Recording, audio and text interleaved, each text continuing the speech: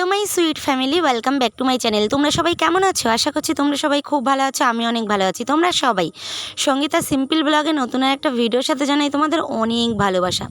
Friend, সকাল কিন্তু এখন 7টার থেকে আজকের ব্লগটা স্টার্ট করছি। আশা করছি তোমাদের ভীষণ ভালো লাগবে। তোমরা ভিডিওটা স্কিপ না করে দেখতে থাকো। আর সবাইকে জানাচ্ছি কিন্তু গুড মর্নিং, সুপ্রভাত। তো যাই হোক, কালকে জানো তো রাত 11টা থেকে বেশ বৃষ্টি হয়েছিল জানো তো। আর এই যে দুদিন পর পর বৃষ্টি হচ্ছে, কি বলবো। যাই হোক, আমি না একদিন বৃষ্টির মধ্যেই নতুন নতুন কটা চারা বসিয়েছি। তো জানো তো, প্রত্যেক দিন ঘুমের থেকে উঠলেই সেই চারাগুলো আগে চেক করি যে বৃষ্টিতে ভেঙে চুরে না যায়। আর হাওয়া ঠাওয়া যেহেতু, আর ওই জায়গাটাও আমি সুন্দর করে ঘিরে দিয়েছি ভিজে ভিজে। হ্যাঁ, তো তোমাদের সাথে যাই হোক শেয়ার করতে পারিনি, কারণ ক্যামেরা সেট করার একটা ব্যাপার থাকে বৃষ্টির মধ্যে, বুঝতেই পারছো। তো যাই হোক, তারপরে আমি ঘুমের থেকে উঠেই ফার্স্ট টাইম গাছগুলো সুন্দর করে দেখে ঠেকে এরপরে আমি চলে এসেছি কিন্তু রান্নাঘরে। তো রান্নাঘরটা এবার আমি খুব সুন্দর করে মুছে নিচ্ছি, কারণ আজকে না আমি এই দিকের কাজটা করব। রান্নাঘরটা প্রথমে আমি দেখলে তোমরা ঝাড় দিয়ে নিয়েছি, তো ঝাড় দিয়ে এবার আমি মুছে নিচ্ছি। আর ওই দিকে উনুন পাড়ের ছাইটাও আমি ফেলে নেবো, ফেলে ওই ঘরটাও মানে মোছাই থাকে, কারণ যেই দিন আমি রান্না করি সেই দিন আবার ধুয়ে ঠুয়েই রেখে দিই। মানে রান্না হয়ে যায়, তারপরে জল দিয়ে মুছে টুছে ধুয়ে রেখে দিই, পরের দিন আমি উনুনটার কি লিপি, তো লিপে নিয়ে হয়ে যায়। তো যাই হোক, আজকে হচ্ছে এই উনুন পাটটা লেপে আজকে আমি হচ্ছে বাসন কটা মেজে এনে এখন আমি ভাত বসিয়ে দিচ্ছি। কেন বলো তো, আজ না মানে কিছুই করিনি, সকালবেলা উঠে জাস্ট এই যে মানে রান্নাঘরটা ঝাড় দিয়ে মুছে তারপরে এই যে বাসন মেজে আমি এই যে ভাত বসিয়ে দিচ্ছি। কারণ আজকে আমি ভাতটা বসিয়ে নেব আগে, কারণ আজকে ডাল ভাত করব। তো ডাল ভাত করতে কিন্তু বেশ টাইম লাগে, তো সেই টাইমটা কেন বসে থাকবো, ভাতটাও এদিকে হতে থাক আর বাইরে গিয়ে তারপরে বাদবাকি কাজটা কমপ্লিট করা যাবে। আর যেহেতু তোমাদের দাদাভাই ঘুমোচ্ছে, ও ওঠেওনি, আর মেয়ে 8টার সময় পড়তেও চলে গেছে জানো তো। তো এরপরে চলো এইদিকে ভাতটা মোটামুটি হতে থাক, কাট দিয়ে দিচ্ছি। আর এদিকে আমি এখন উঠোনটা ঝাড় দিয়ে নেবো। আর দেখো বেশ কিন্তু উঠোনটা ভেজা। আর এদিকে তোমাদের দাদাভাইও দেখছি ও উঠে গেছে, উঠে একদম বসবি তো মানে বস, আমার ক্যামেরার সামনে এসেই বসেছে। ও জানে না জানো তো যে এই জায়গাটায় আমি ক্যামেরা সেট করেছি। তো যাই হোক, ও আমার সাথে কথা বলছিল ঘুমের থেকে উঠে, আর আমি এদিকে উঠোনটা ঝাড় দিয়ে নিচ্ছিলাম। আর উঠোনটা দেখো বৃষ্টি ঝিরঝির করে পড়েই যাচ্ছে, তো এই কারণে ভেজা ভেজা কিন্তু এখনও আছে। যাই হোক চলো, উঠোন তো ঝাড় দেওয়া কমপ্লিট হয়ে গেল। এরপরে বন্ধুরা দেখো, আমি কিন্তু আজকে কি রান্না করেছি তোমাদের সেটা আমি দেখিয়ে দিই। আজকে রান্না হয়েছে পটল ভাজা, আর হচ্ছে তোমার হচ্ছে কাঁকরোল ভাজা, লঙ্কা ভাজা, আর এদিকে আছে ভাত, আর এদিকে হচ্ছে করেছি দেখো এই যে ডাল। তো আজকে মোটামুটি হয়ে যাবে, দুবেলার মতো করে নিয়েছি। তো চলো বন্ধুরা, রান্নাবান্না করে আমি ব্রাশ ট্রাশ কমপ্লিট করে অনেকক্ষণ বসে টসে চাটা খেয়ে তো এরপরে চলে এসেছি ভাত নিয়ে। আর ভাতও বেড়ে নিচ্ছি, কারণ ভাতটা আগে খেয়েই নেবো। আর সত্যি কথা বলতে আমি যেই রকমভাবে চলি সেই রকমভাবেই তোমাদের সাথে শেয়ার করি। আমি ভিডিও করব বলে যে না প্রত্যেক দিন সেইভাবে প্রস্তুতি নিয়ে করি, একদমই না। পরস্পর কাজ করি, সেইভাবে করি না একদম। তোমরা আমার ভিডিওগুলো দেখলেই বুঝতে পারবে। আর অনেকেই হয়তো বলতে পারে যে দিভাই তুমি কি সকালের বাসি টাসি জামা কাপড় ছাড়ো না, এরকম একটা অনেকেই বলতে পারে। দেখো, সেটা আমি তোমাদের ক্লিয়ার করে দিতে চাই, কারণ আমি যদি ঘুমালেই শুধু বাসি হয়, আমার সাথে যারা যুক্ত হয়ে ঘুমায় তারাও তো বাসি, তাই না? তো সকালবেলা উঠেই কেন আমি একাই স্নান করব বলো তো? আর ঘরের কত জিনিসপত্র আছে আমার সাথে টাচ হয়ে থাকে, সমস্তটা কি পরিষ্কার করা সম্ভব? তো আমি মনে করি কি এইটা একদম ফালতু কথা। তো এটা আমি আর তোমাদের দাদাভাই একদমই মানি না। হ্যাঁ, যদি তোমরা খাবারের দিকটা বলতে চাও, হ্যাঁ আমি 100 ভাগ বলবো যে খাবারের দিকটা আমরা এঁঠো করে মানে লোককে দিই না, কারণ লোককে এঁঠোটা খাওয়ানো একদমই ঠিক না। এটা আমি ভীষণ বাদ বিচার করে মানি এই জিনিসটা। যেগুলো অনুচিত সেগুলো কিন্তু আমি একদম মেনেই চলি। আর তোমাদের দাদাভাই আর আমার মধ্যে এঁঠো বলতে কোনো ব্যাপারই নেই, কারণ ওর এঁঠো আমি খাই, আমার এঁঠো ও খায়। আমাদের দুজনের মধ্যে এই জিনিসটা কিন্তু কোনো ব্যাপার না, কিন্তু কাউকে খাওয়াতে হলে সেটা কিন্তু সেভাবেই খাওয়াই। তারপরে যাই হোক বন্ধুরা, খাওয়া দাওয়া কমপ্লিট করে এদিকে দেখো আমি একটু কলকে ফুল মানে ফুটেছিল, একটু না মানে বেশ কয়টাই, তো সেই কটা ফুল তুলে নিয়ে এসেছি। আর যেহেতু ঝিরিঝিরি বৃষ্টি হচ্ছে, দেখো গায়ে এখনও কিন্তু জল লেগে আছে। আর এই কলকে ফুলের কালারটা কিন্তু আমার বেশ দারুণ লাগে। গাছে দুটো নীল ফুল ছিল, ছিঁড়ে নিয়েছি, প্লাস দুটো সাদা ফুলও। যাই হোক, তারপরে ফুলগুলো আমি রেখে আসলাম ঘরে সাজিতে। এরপরে আমি চলে এসেছি ঘরে, কারণ আমার ঘরে এখন আমি ঢুকিনি, সেই যে সকালে বেরিয়েছি, এখন আমি ঢুকলাম বিছানা তুলে নেব। আর তোমাদের দাদাভাই উঠে জানালাটা খুলে দিয়েছিল আর কি, আর বিছানাটা ও ঠিকভাবে তোলে না কোনো দিনই, আর যদিও 2-1 দিন তোলে তাহলে আমার ঠিক পছন্দ হয় না। তো ওই কারণে যাই হোক, এখন আমি বিছানা তুলে নিচ্ছি। বাদবাকি মোটামুটি ধরো কাজ অনেকটাই কিন্তু এগিয়ে এসে, যেহেতু দুপুরে রান্না নেই মানে অনেক কাজ এগিয়ে এসছে, তাই না? আর এখন আমি এই যে ঘরে ঢুকেছি মানে কিন্তু বহুত কাজ, সেটা তোমরা দেখতে থাকো কাজগুলো পরস্পর। আর হচ্ছে আমি তোমাদের কিছু কথা বলতে চাই। কথাগুলো হলো, অনেকেই এই যে আশিবাসী জিনিসটা আমি দেখেছি ভালো ভালো আচ্ছা আচ্ছা ফ্যামিলিতে ভীষণ পরিমাণে আশিবাসী জিনিসটা মানে, কিন্তু সেটা যখন পরের মেয়ের ক্ষেত্রেই শুধু হয় তখন কিন্তু সেই জিনিসটা খুব খারাপ লাগে। কারণ নিজের মেয়েরা আশিবাসী সমেত করলে কোনো দোষ নেই, কিন্তু পরের মেয়েটা আশিবাসী সমেত কিছু ধরলেই ওটার ভীষণ দোষ আছে। এই জিনিসটা কিন্তু আমি একদম অপছন্দ করি। কারণ সে একটা পরের মেয়ে বিয়ে হয়ে এসছে বলে, সেও কিন্তু একটা বাড়ির একসময় মেয়ে ছিল, সে আজকে তোমার বাড়ি এসছে বলে তার আশিবাসী সমস্তটা মানতে হবে। আর তোমার বাড়িতে যে নিজের মেয়েগুলো আছে তারা বলতে নেই পায়খানার জামা কাপড়ও মানে না, এমনও একটা আছে পায়খানার জামা কাপড়ও মানে না। তো সেই পরের মেয়েটাকে সেই নিয়মগুলো দেখালে সে কি কোনোদিনও শুনবে বলো? আমি মনে করি যেই সমস্ত এই নিয়মগুলো যেই সমস্ত ফ্যামিলিতে চলে, সেই সমস্ত ফ্যামিলিতেই আর কি ছেলের বউরা কখনোই তাদের কাছে ভালো হয় না। ঠিক আছে, এটা আমি জানি, যতটাই তারা মেনে চলুক না কেন ভালো হয় না। কারণ ওই ক্যাটাগরির লোকগুলোই থাকে আলাদা, দোষ ধরে বেড়ানোর ক্যাটাগরি ওদের সব সময়, যে পরের মেয়েটার কি করে দোষ ধরবে কি না, কি বৃত্তান্ত, এরকম নিয়ে লেগে থাকে। আর নিজের মেয়েটা যা করবে সেটা খুবই ভালো করবে।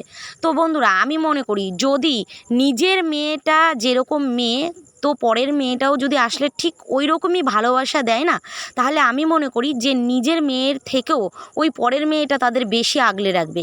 দেখবে একদম, আমি এটা 100-এ 100 গ্যারান্টি দিয়ে আমি বলতে পারি কিন্তু। তো আমি এর জন্যই বলতে চাই যে যাদের ক্ষেত্রে তোমরা এই জিনিসগুলো করো পরের মেয়ের প্রতি, প্লিজ তোমরা এই সব জিনিসগুলো করো না, বন্ধ করে দাও। কারণ তোমাদের নিজেদের মেয়েরা কখনোই কিন্তু তোমাদের দেখবে না, খেতেও দেবে না। একটা সময় আসবে, কারণ বিধাতা কিন্তু সমস্ত মেয়েদের কপালে কিন্তু এইটা লিখেছে। কারণ যেই মায়ের গর্ভে, যেই বাবা মার গর্ভে জন্ম নেয়, বড় হয়, খায় দায়, সেই বাবা মারে কিন্তু কখনোই তারা দেখতে পারে না, হয় না, অসম্ভব। হয়তো সংসারের ক্ষেত্রে সে তো পরের বাড়ি চলে যায়, সে ওখান থেকে কখন কীভাবে কীরকম করে দেখবে তোমরাই বলো? কবে খবর পাবে তারপরে কিন্তু আসবে। আর যে পরের মেয়েটা থাকবে সে কিন্তু আগে দৌড়ে যাবে, আগে সমস্তটা করবে, দেখবে এই জিনিসটাই। তো তোমরা পরের মেয়েটাকে ভালোবাসা দাও, অবশ্যই তোমরা সেই পরিবর্তনে অনেকটাই ভালোবাসা পাবে। কিন্তু যারা দেবে না তাদের কপালে কোনো দিনই ভালোবাসা থাকবে না। যারা নিজেদের মেয়েদের নিয়ে বেশি আধিক্যতা করে, বেশি তোলা করে, তো তাদের কপালেই আমি জানি কখনোই সুখ হয় না, এটা আমি কিন্তু গ্যারান্টি।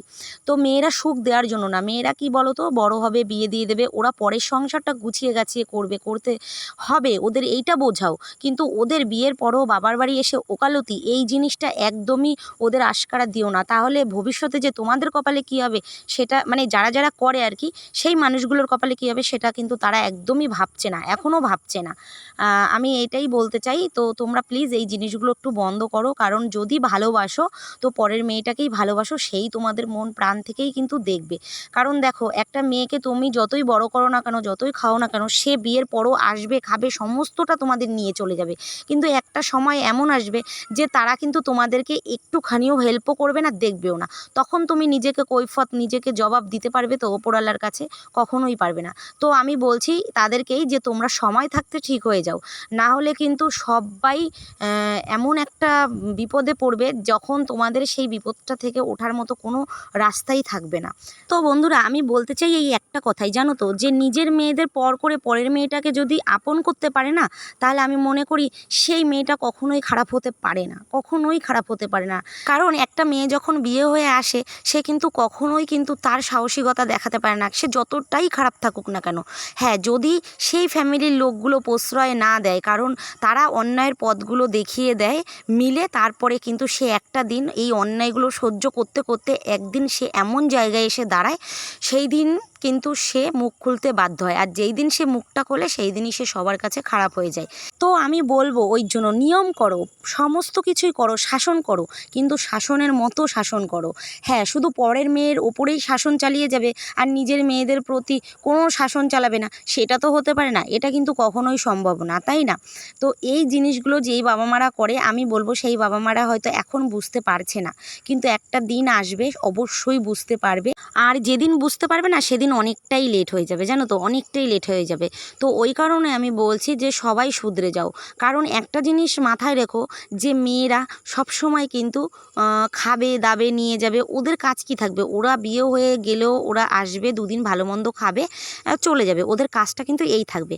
কিন্তু অনেকেই আছে ওই যে বাবার বাড়ি এসে তরফদারি করবে, ওকালতি করবে, ঠিক আছে, কি করে সংসার ভাঙা যাবে এই প্রস্তুতিগুলো করবে।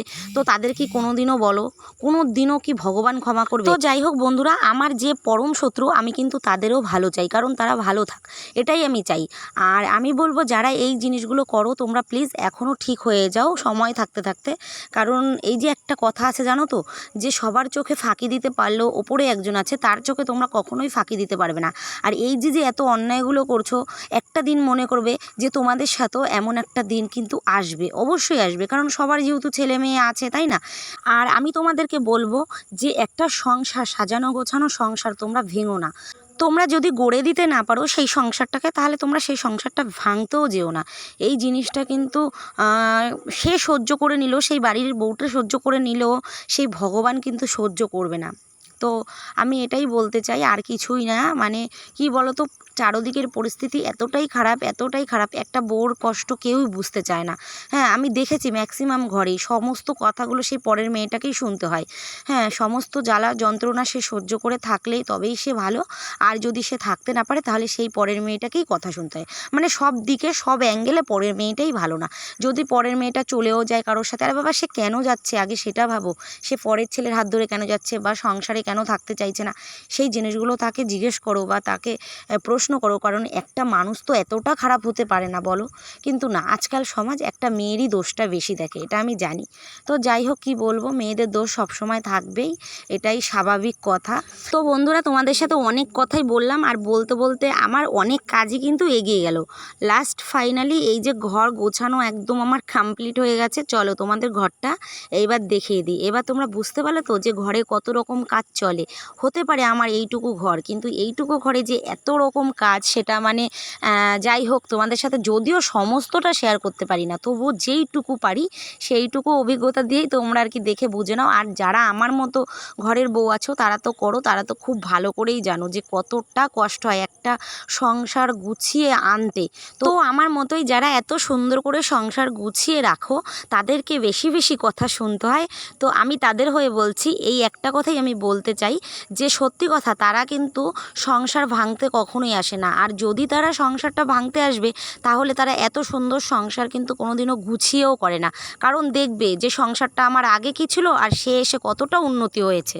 তো যাই হোক বন্ধুরা, তোমাদের সাথে আজকে কিন্তু অনেক কথা শেয়ার করলাম, আর যাদের সাথে এই অন্যায়গুলো হয় তাদেরকে নিয়েও আমি জবাব দিলাম আর কি। যাই হোক, ভালো লাগলে কিন্তু অবশ্যই তোমরা কমেন্টে জানিও। আর এদিকে দেখো, আমি রাতে একটুখানি প্রেসারে আলু সেদ্ধ, ভেন্ডি সেদ্ধ, ডিম সেদ্ধ দিয়ে ভাত করে নিচ্ছি। এটা হচ্ছে রাতের রান্না হচ্ছে আমার। তো যাই হোক, তারপরে ফাইনালি এই যে আমি ভাত করেও নিয়েছি। আর প্রেসারে ভাত করতে খুব একটা টাইম লাগে না, তাড়াতাড়ি হয়ে যায়, তোমরা তো বুঝতেই পারছো।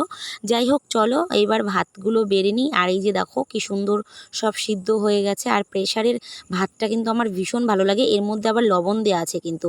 আর তার সাথে যদি লঙ্কা সেদ্ধ থাকে তাহলে তো কোনো কথাই হবে না, একদম জমে যাবে। ভীষণ ভালো লাগে প্রেসারের ভাত কিন্তু। তো তোমরা কারা কারা ভালো খাও অবশ্যই জানিও। আর বন্ধুরা, আমি যে এই যে আজকে এতগুলো কথা বললাম এই ব্লগে, অবশ্যই যাদের সাথে এই ঘটনাগুলো ঘটে থাকে, তো তোমরা অবশ্যই যদি আমার ভিডিওটা দেখতে পাও তাহলে কিন্তু আমাকে কমেন্ট করে জানাবে যে আমি কথাগুলো ঠিক বলেছি না ভুল বলেছি। তো সত্যি কথা বলবো এইটাই। চলো আজকের মতো আমি ব্লগটা এখানেই শেষ করব। দেখা হবে তোমাদের সাথে নেক্সট আর একটা ব্লগে। ততদিন তোমরা খুব ভালো থেকো, সুস্থ থেকো, আমার পাশে থেকো।